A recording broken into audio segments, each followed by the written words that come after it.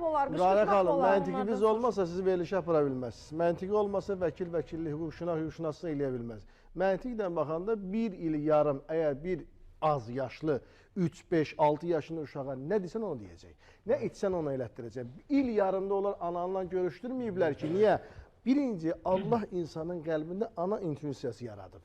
Neynəsə də ana məhəbbəti var, insan axtarır. Görürsən, gözü ilə, hətta dünyaya uşaq gəlir, doğuşda ana dünyasını dəyişir. Uşaq biraz böyüyüb, başa satır, anasını axtarır. Görməyib ha, hiss eləməyib ha, heç bir şey eləməyib. Amma anasını axtarır. Niyə? Çünki Allah o məhəbbəti onun qəlbində yaradır. Amma istərsə manipulyasiya var da, uşağın manipulyasiya elətdirib, hər nə istəsələr elətdirə bilər. Nurayyə xanım, bir şey deyəcəm. Qaldı, ailə daxilində isə ümumiyyətlə bu ailənin bir bağı qalmayıb. Onun üçün ailədə biraz mehribançılıq olanda, bir səhv olanda, xanımın səhv olanda kişi sevgiyə görə gözün yumur.